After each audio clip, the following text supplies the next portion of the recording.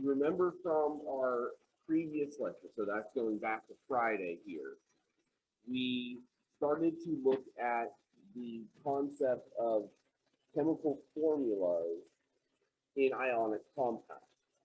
And we did it from the perspective of recognizing, using the periodic table, that ions are going to have a certain charge, and if those charges meet and match, we would get a compound such as that. But if they didn't meet, if they didn't match,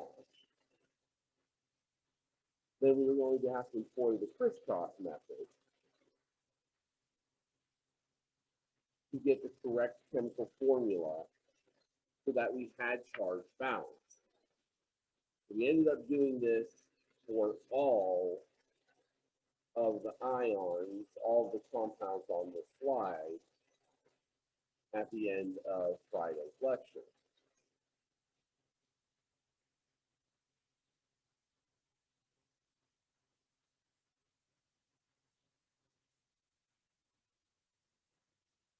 What we want to start today with is just a review of that. So you should have this one already in your notes. This is the last thing that we did on Friday. What I want you to do is this. Start with dots themselves, strontium and iodine. So go to your periodic table, draw just the dot structure for strontium and iodine. And then once you have that, predict, based on common charges, what the formulas for those three compounds would be.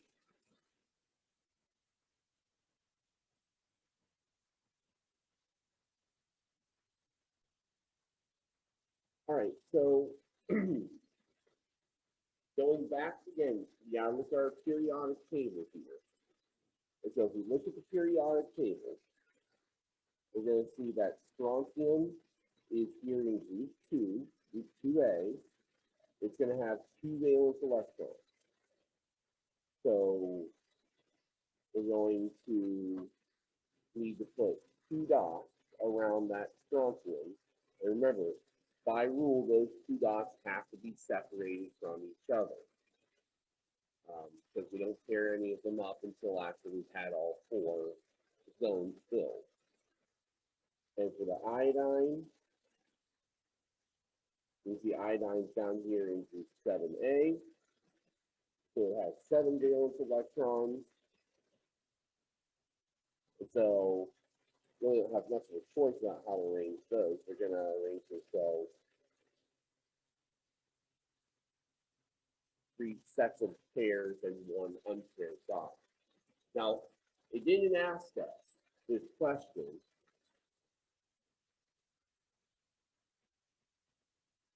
but if strontium and iodine were to form a compound, we know that the strontium would lose its 2 electrons. So we've got strontium positive 2. And we know that iodine would be needing to gain 1 electron because it's already got 7 out of its 8. So iodine would have a -1 charge. To make the compound, I need to crisscross those 2. So starting with strontium and iodine, crisscross. The correct chemical formula would have been SRI2. Yes.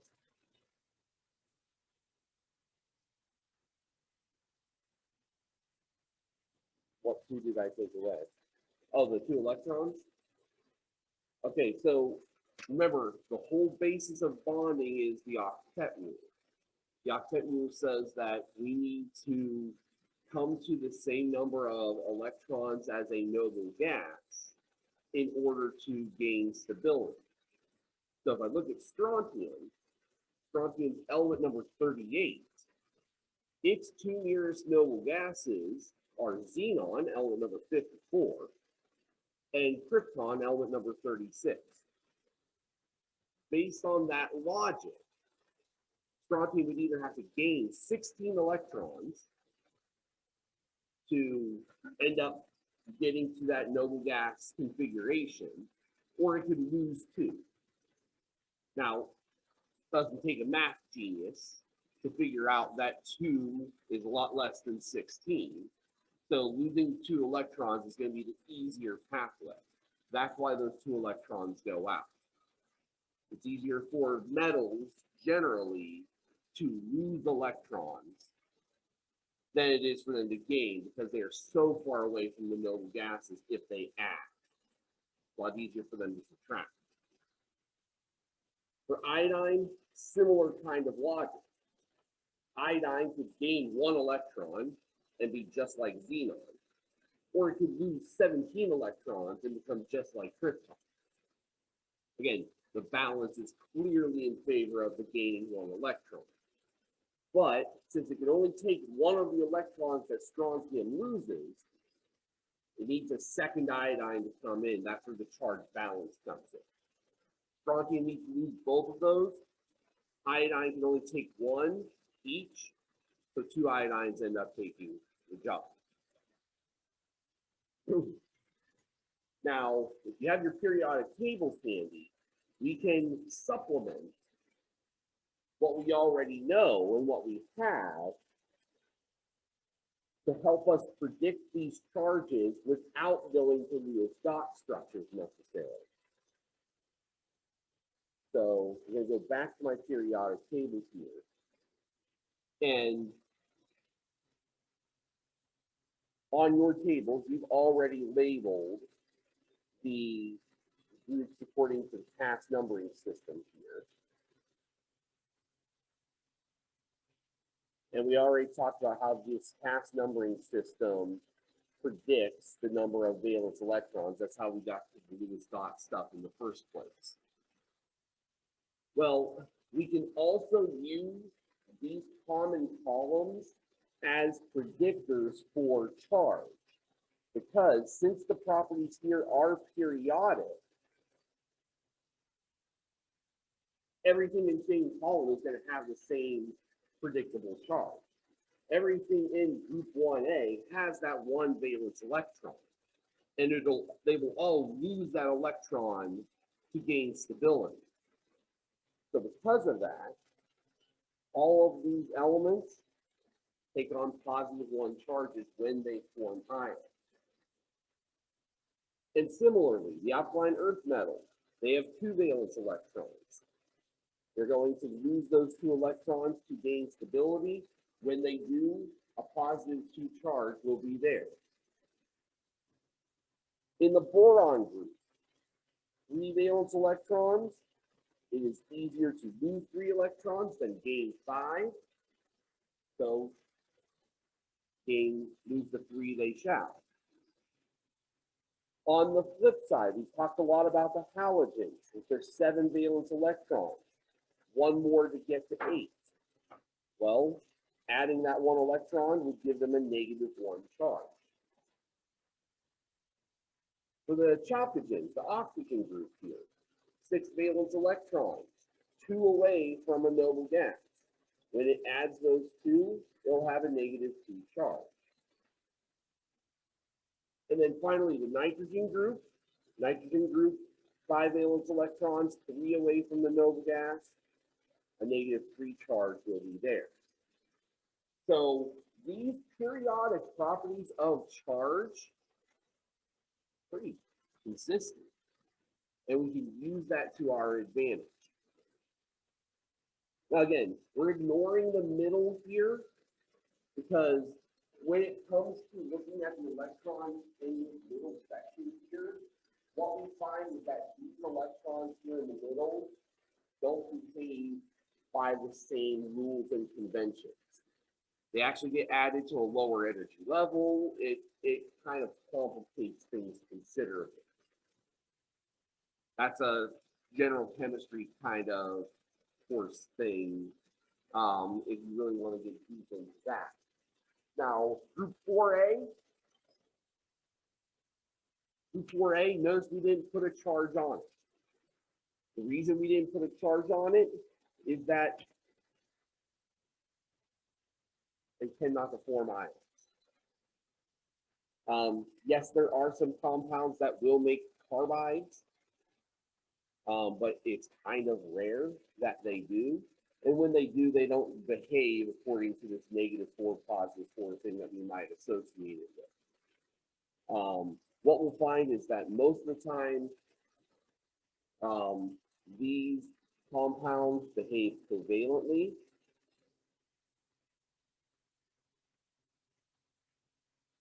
And the ones that do ionize, the metals down here, your tins and your leads, those guys there can fall into one or two camps. They're actually more like the metals in the middle.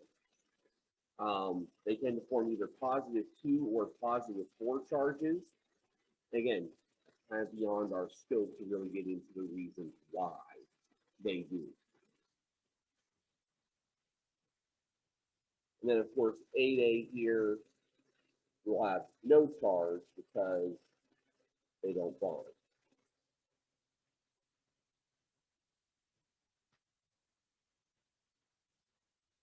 So with that little bit of information in mind, questions like the bottom of that table become a little bit easier to answer. Because now we can look at this and say, okay, based on its position in the periodic table, barium, Ba, is a +2 ion. And chloride as a halogen is -1. I can see that the charges don't match, so I need to crisscross them. Barium chloride is the net result, BaCl2.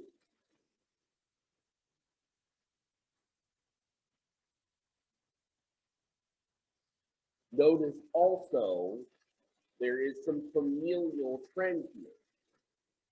Barium and strontium are both alkaline earth metals. Chlorine and iodine are both halogens. Combinations of alkaline earth metals and halogens will always give us a 2-to-1 ratio.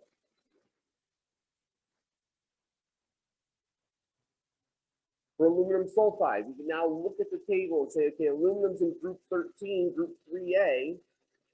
It's going to carry a +3 charge. Sulfur is a chalcogen, group 16, group 6A. It's going to have a -2 charge. The charges don't match, so we cross them. Al2S3 is the result. And then finally, magnesium oxide. We know magnesium, group 2A. So magnesium is +2. Oxide, oxygen, the head of the chalcogen group, -2 charge. Since the charges match, we do not need to crisscross them. You just leave it as it is. So MgO is the result.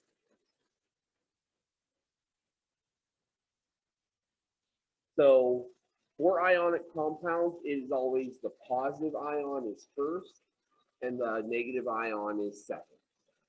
That's always the convention for them. So there should never ever be any doubt. Positive first, negative last. That's the reason why up here, I switched them around before I gave you the total formula. Otherwise, you just look at this and say, okay, yeah, there's 2 iodines for every strontium. I switched them around because chemical formula-wise, we always see the cation, the positive ion first.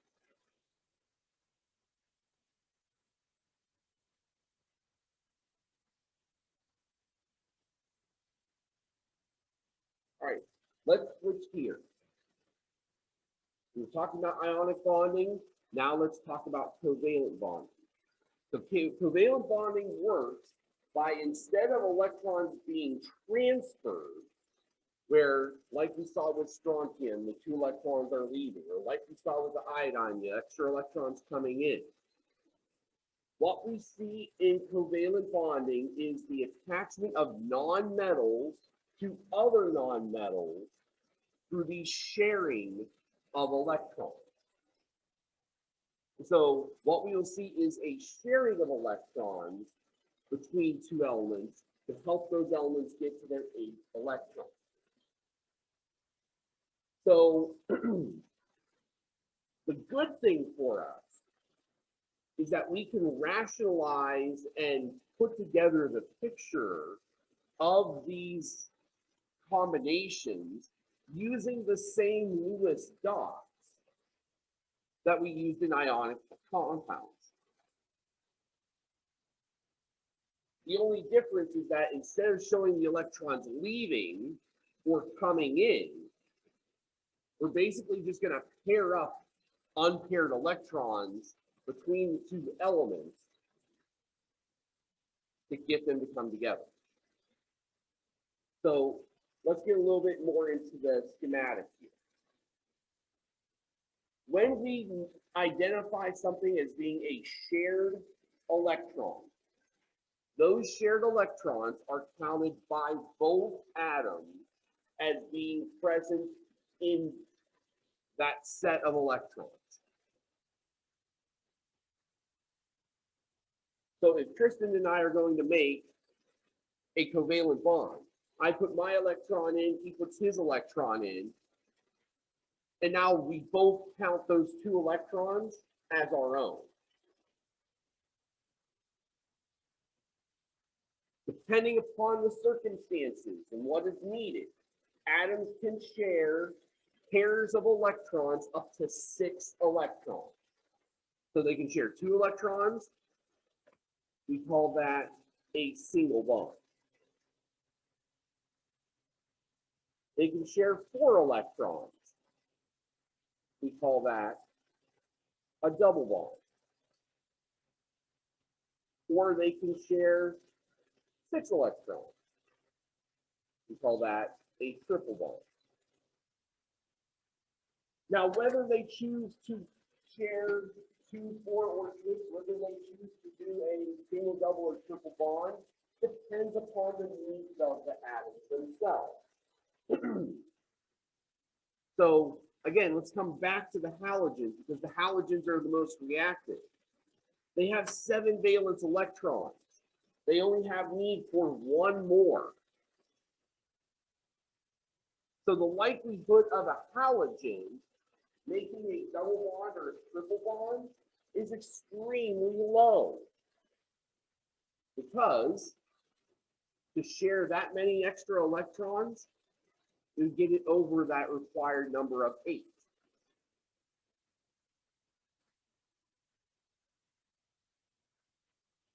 So with halogens, we tend to see a lot of single bonding, because again, they're only 1 electron away. And so instead of grabbing that electron from a metal, they go into a partnership with another nonmetal and get their electron by sharing with that nonmetal.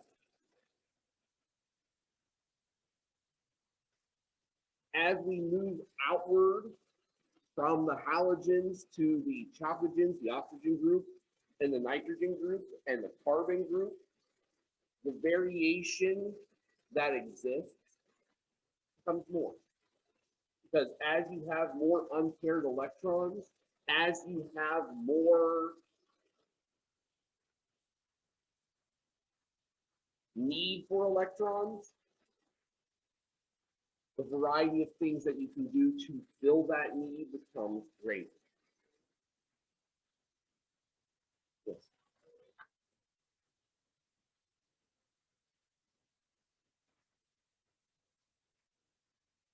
So any of the nonmetals can covalently bond. So that would be anything on the upper right-hand side of that staircase. So most of them are carbon group stuff, but you'll see there's nitrogen group stuff, there's oxygen group stuff, there's fluorine group stuff as well. In fact, all of the halogens, all of the group 17 stuff does bond covalently. So the requirement is that it has to be a non-metal or a metalloid. So silicon, arsenic, selenium, those guys all do covalent bonding as well. So some more general trends. When we look at the Lewis dot structure for a particular element, that gives us an insight as to how many covalent bonds that atom can form. So if we look at these examples, nitrogen. Nitrogen is in group 5A. Its Lewis dot structure looks like this.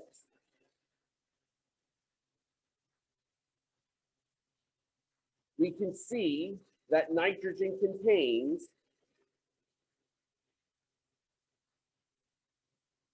3 unpaired electrons.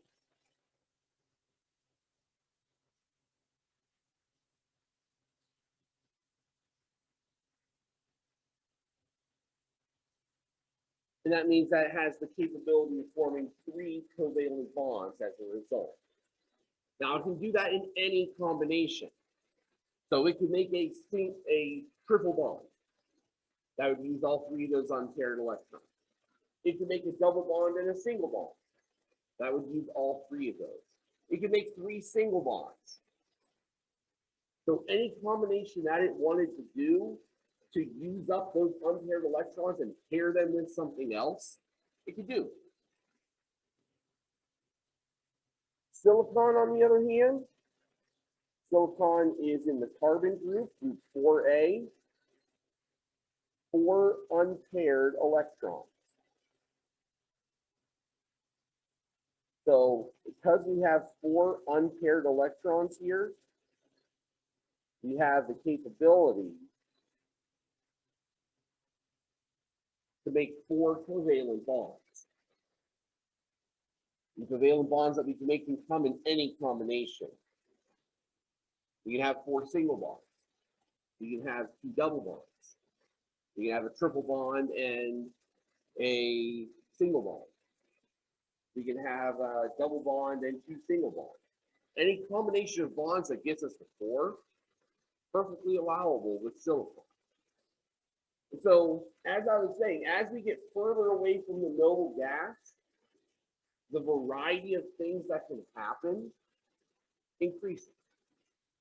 Closer we get to that noble gas configuration, the less creative we can be with our bonding, because the need for electrons is considerably less. But you can see also why elements like silicon tend to favor covalent bonding, because from an ionic standpoint, it's kind of stuck. Losing 4 electrons would be a big headache. Gaining 4 electrons would be a big headache. There's really no advantage in either direction. Either requires a ton of energy, or there's going to be considerable work necessary to get it to add those 4 electrons. Much easier for silicon to share. So what we're going to do with covalent bonding here is we are going to basically stretch out our understanding of Lewis dots to create what are called Lewis structures. And basically all a Lewis structure is an extension of those dot diagrams to show how the bonding works in a covalent molecule. So what we're looking at in particular there is we want to look at and see, okay, if I've got this molecule, ammonia, how is that ammonia put together? I know its chemical formula is NH3, but what does that actually look like? Are there single bonds? Are there double bonds? Are there triple bonds? How does it fit together? And that's what a Lewis dot structure does. It gives us a picture of how that molecule is put together. And from that picture, we can get an idea of what some of its electronic structure is, where it might have reactivity, and we can draw some inferences on properties based off of the structure itself.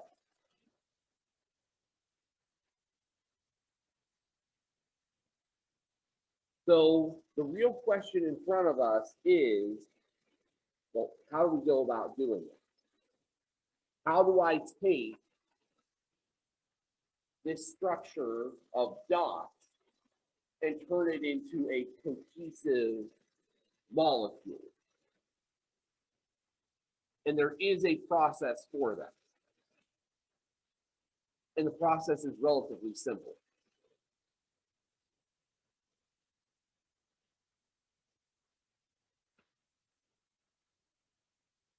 There are basically two steps to the process. The first is we need to determine the center atom. So in covalent molecules, we tend to have what's called a center atom. Think of it as like the hub in a wheel. You've got something in the middle, everything else is attached to that center. The one that we determine is the center atom is the one that has the most unpaired valence electrons. So we draw the Lewis dots for all of the atoms. This one has the most unpaired dots. That's our center atom. And then like spokes on a wheel, what we're going to do is we're going to connect everything else to that center atom by drawing lines between unpaired dots on the center atom to unpaired dots on the other atom.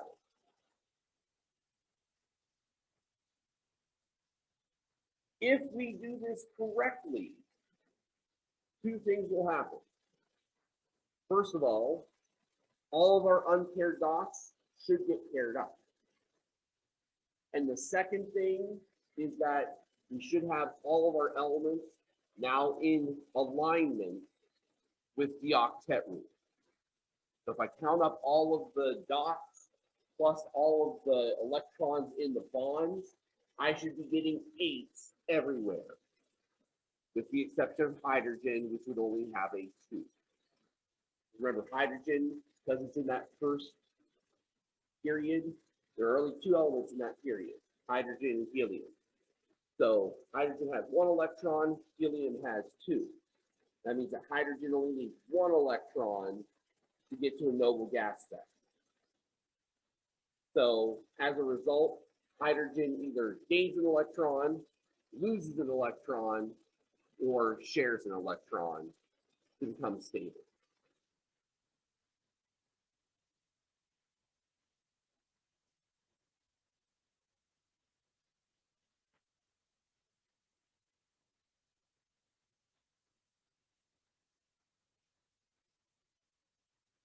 All right, let's put this process into action.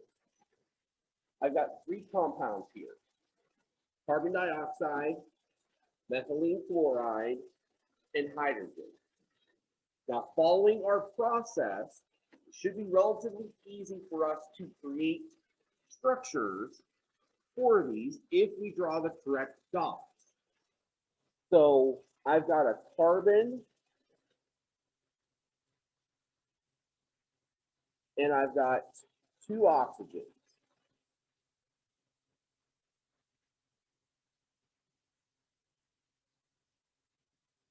Carbon is in group 4A.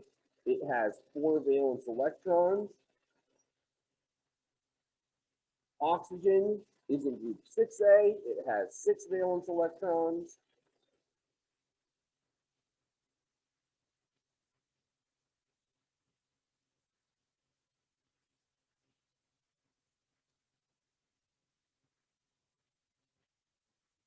So first step, I need to determine the center atom. Center atom here is going to be carbon. Carbon has the most unpaired dots. Just as a rule of thumb, if your compound contains something out of group 14, that is going to be the center atom. You cannot have more unpaired dots than 4, and all of the group 4A elements have 4 unpaired dots because they only have the 4 valence electrons. So if it contains carbon or silicon or germanium, Ge, it's going to be the center atom. You can kind of stop your search right there.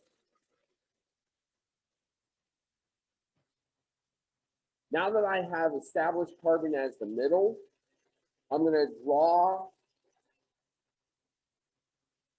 to pair up the unpaired electron.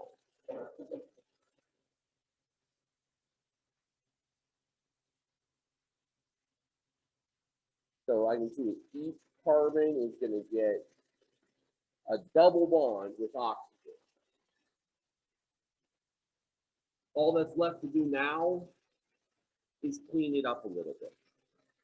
So what I'm going to do is, instead of drawing these big balloons with these dots in them, we're going to use lines to represent our bonds. So I've got carbon in the middle, and I've got oxygens on either side, two lines representing the two bonds that formed.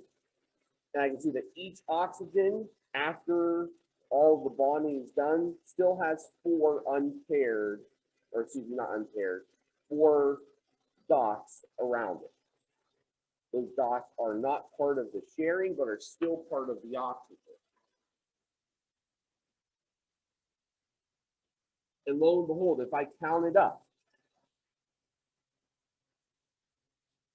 the oxygen here on the left has 2, 4, and with the bonds, remember each bond is 2 electrons, 6, 8 electrons around it. So that oxygen now has its octet filled. The oxygen here on the right, same deal. 2, 4, 6, 8.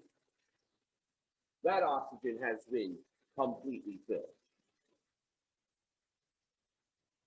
For the carbon, use a different color here. It's got 4 bonds, so 2, 4, 6, 8. It's got its octet completely filled as well. So that's the process that we will undergo for drawing these structures. You take the original dots, figure out what goes in the middle, and start pairing together the unpaired dots. That'll tell you how many bonds you have. You turn those unpaired sets into lines. And then don't forget to draw in the dots that are not part of the bonding as well, so that you can get the 8 on everybody. So that's where we're going to stop for today. On Friday, we'll finish this up and we'll start a little bit into chapter 5, talking about chemical reactions. Have a great day.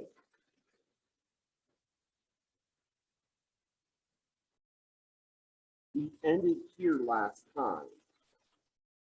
And if you recall, the process that we went through was you draw out all of the stock diagrams.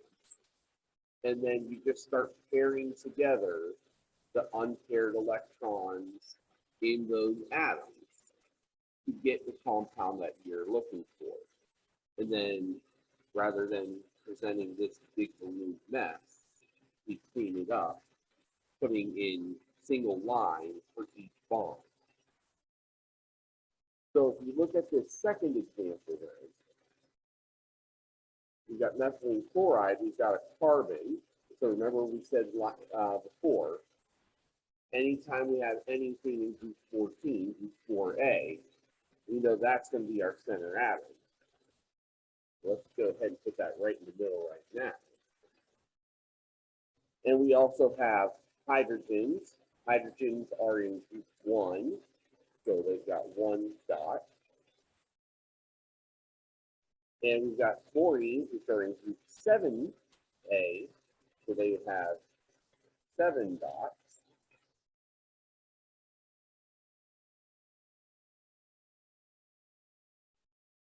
And so all that we would need to do is put together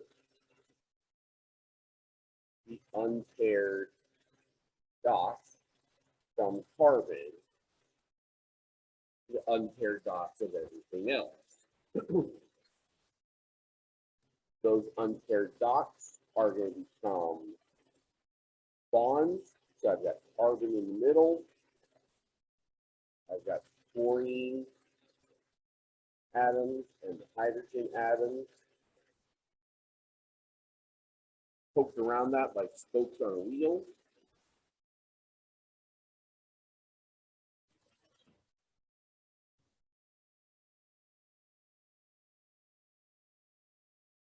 So if, like we had in the carbon dioxide, there were two sets of dots being shared, then yes, you have two lines in between.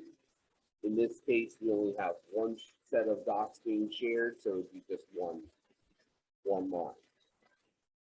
Now, we can't forget that the chlorines, in addition to this bond, also have these 6 dots. So we got to put those dots around each of the chlorines. And then the last thing that we can do is we can just double check, make sure that everything is obeying its octet rule. So the carbon, I look around the carbon, each bond is 2 electrons now. So 2, 4, 6, 8 electrons around that carbon. So the carbon's all okay. The chlorines, we've got 2, 4, 6 electrons around the outside and 2 more electrons in the bond. So 6 plus 2, that's 8 electrons for the chlorine. For the hydrogens, we just have the one bond, so there's only 2 electrons around each of those hydrogens. So again, for hydrogen, that's okay because in that first energy level, if you look, the noble gas in that particular row only has 2 electrons also. And so the octet rule is based upon this idea of getting to what the noble gases have. And so in most cases, that's 8. But in the case of hydrogen and helium, that's only 2. So sometimes you hear that referred to as the duet rule instead. And it applies specifically for hydrogen and helium. Then lastly, we've got hydrogen, H2.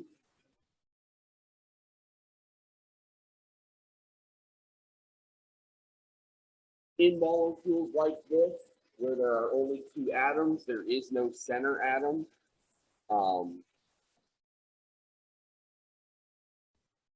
We're just going to connect the dots appropriately.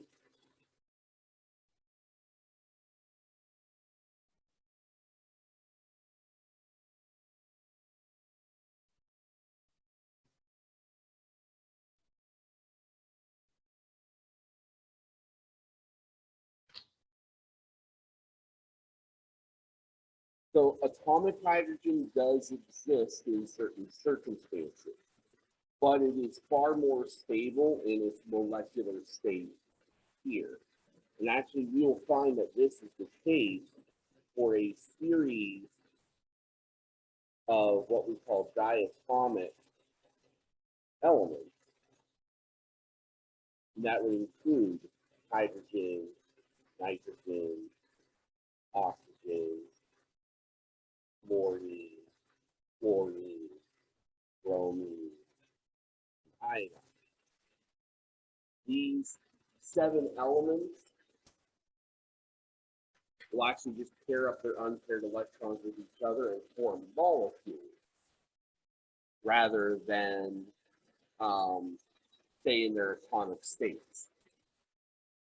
And we see this kind of thing happen with a lot of other nonmetals as well, where they will pair up and make molecules of themselves. But it is far more common with these, and the chemical formulas for the others aren't nearly as consistent. So phosphorus, for example, will make a molecule of 4 phosphorus atoms. Sulfur will make a molecule of 8 sulfur atoms that form a ring. They basically will just connect with each other in a string, and then the two ends connect to each other as well. Carbon actually tends to form these large sheets, these arrays of carbons. That's basically what graphite is. Or they make this large network of a carbon bonded to 4 other carbons. If you look throughout the whole network of the solid, you'll find that each carbon is bonded to 4 others. That's basically the structure of diamond. And that rigidity that comes from all those carbons being all bonded together, that's what gives diamonds its hardness. So you find a lot of things that are kind of funny with non-metals because of this way that they arrange themselves, in the way that they will share electrons with each other in order to meet the octet rule and gain the stability that you'd expect as a result. Any questions about these 3 examples before we move onward?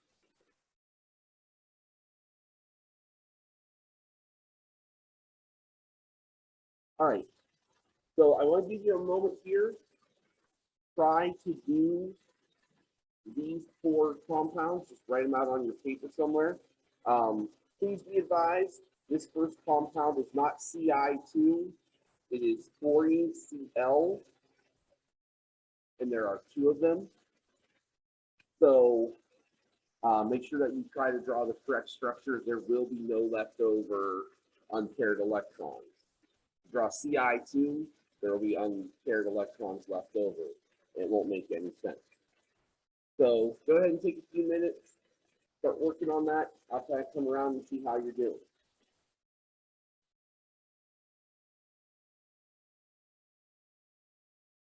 All right, so here are the correct answers.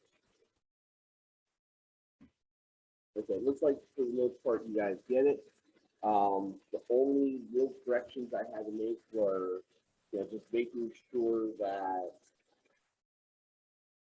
you address the extra dots, the ones that are not bonding, in atoms that have unbonded electrons.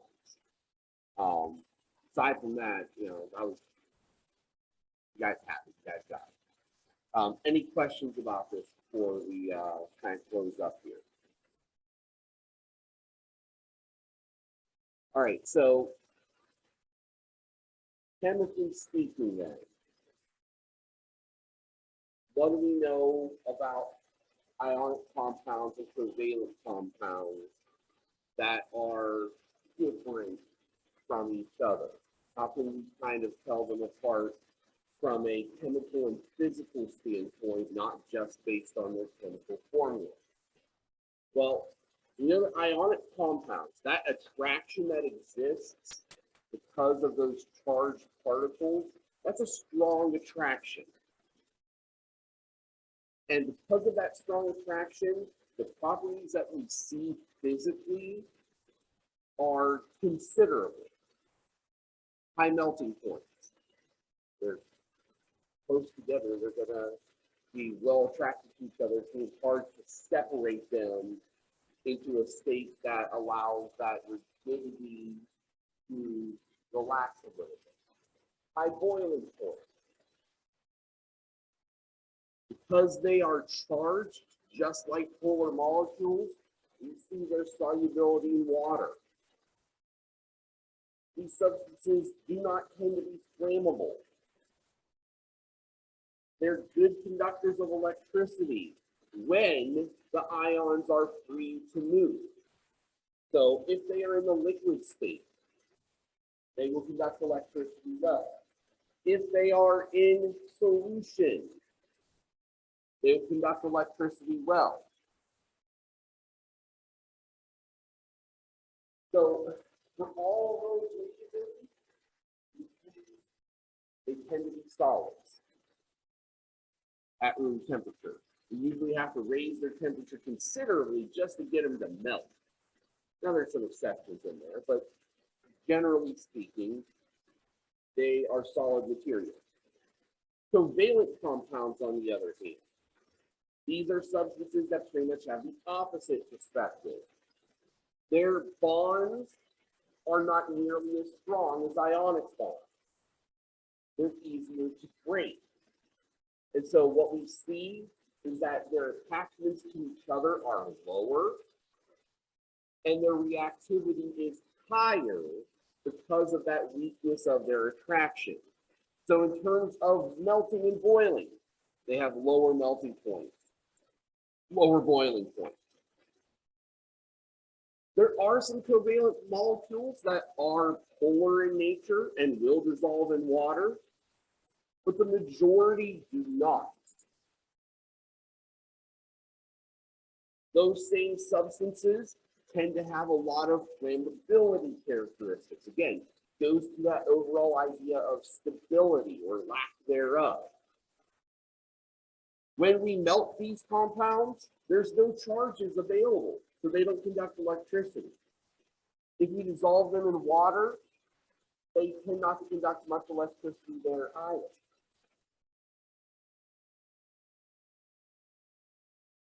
Because again, electrical conductivity is all about the movement of charged particles.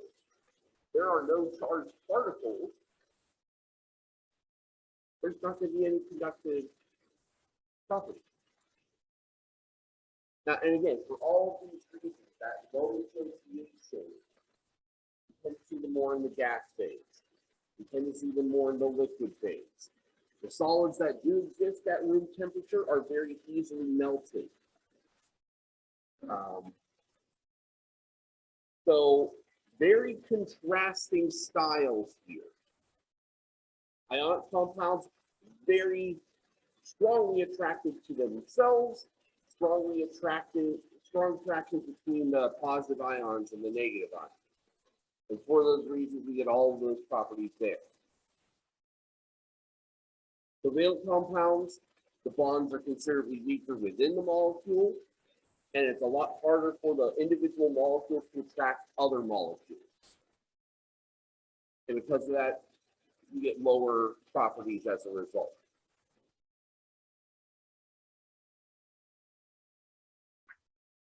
So we come back to this idea of polarity and how solutions come about as a result of polarity. Now, polar solvents are those, again, that have some sort of asymmetrical kind of three-dimensional arrangement. We talked about water specifically in that context a few days ago. Polar substances will dissolve in other polar substances,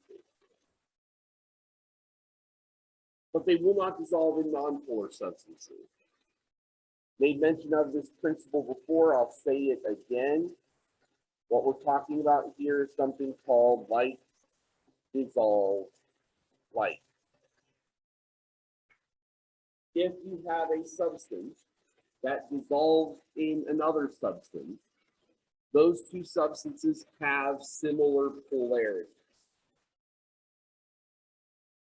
The water dissolves ionic compounds because water has this polarity, and so does the ionic compound. Water dissolves in alcohol because alcohol and water both have polarity. They have this uneven distribution of charge. Water and gasoline do not mix with each other. Water has the charges, gasoline does not. Now, you put gasoline and diesel fuel together, they mix together okay. Why?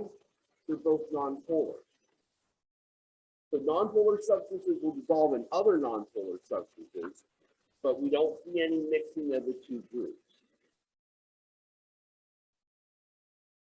We refer to water as the universal solvent, not because it dissolves everything, but because it is the polar substance that dissolves the most things, and it's the most common. And for that reason, it gets dubbed the universal solvent. in the nonpolar substances, again, we see symmetry in their molecular arrangement.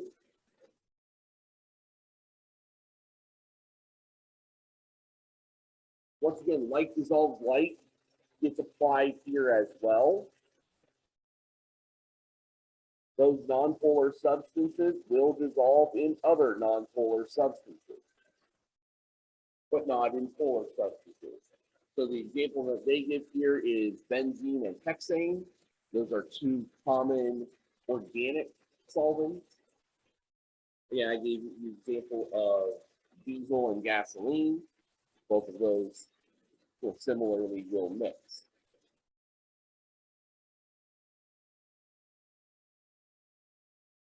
And so that is it for chapter 4. Right. Any questions about chapter 4 before we put it away?